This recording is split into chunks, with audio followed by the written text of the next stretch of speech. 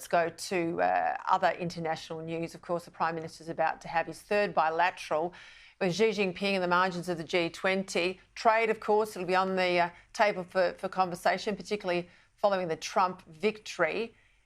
Let's just see what the experts, though, say beyond that. Will we be brave enough, Australia, to raise some of those thorny issues with China? Not so sure. Joining me now, Director of Strategic Analysis Australia, Peta Jennings. Well, we've had a few near misses with the Chinese army since they last met. What sort of hope do you have, Peter, that the Prime Minister might actually raise this with the President? Well, good evening, Peter. I think very low to zero would be my guess, on the basis that over 2.5 years we've not seen Anthony Albanese show any appetite for having difficult conversations with Xi Jinping. And even if he does, it'll happen in private and we probably won't actually get to hear what the real conversation was about. At best, I think what might happen is to talk in very general terms about the need for peace and stability in the Indo-Pacific, rather than those occasions when Australian ships and aircraft came under attack. And it's worth very quickly, Peter, just reflecting that another lost opportunity here, because Anthony Albanese could be saying to Xi Jinping, hey, I'm just off to go and have a meeting with incoming President Donald Trump, which would do quite a lot to lift the stocks of Australia in terms of our relationship with China, but we've missed that opportunity as well. So I think it'll be more of the usual diplomatic niceties, and most of it we won't ever hear about at all.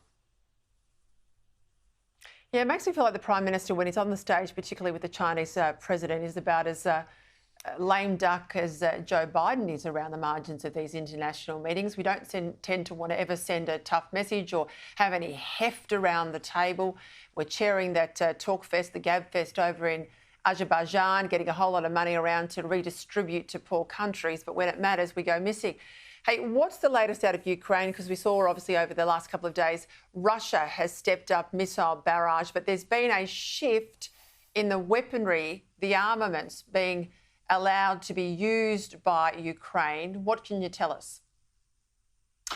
So on the Russian front, literally, we now see something like 50,000 troops massing around the Kursk region. That's the area that the Ukrainians staged an incursion into Russian territory.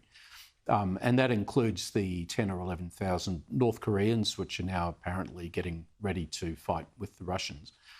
I think what's happening here, Peter, is the Russians are looking to have one significant pre-winter offensive against an expectation that there's going to be talks that President Trump will require of both the Russians and the Ukrainians.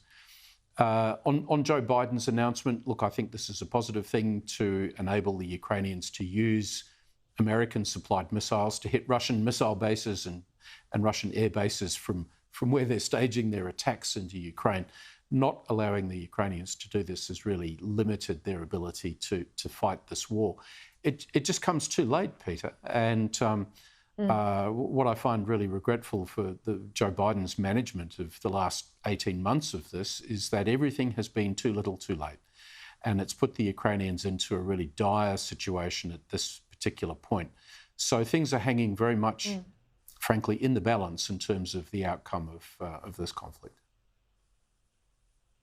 Just a quick comment, if I could get you, Peter, on the new cabinet appointments. I know they're presumptive appointments, but the appointments by Donald Trump in your area of expertise, national intelligence, defence.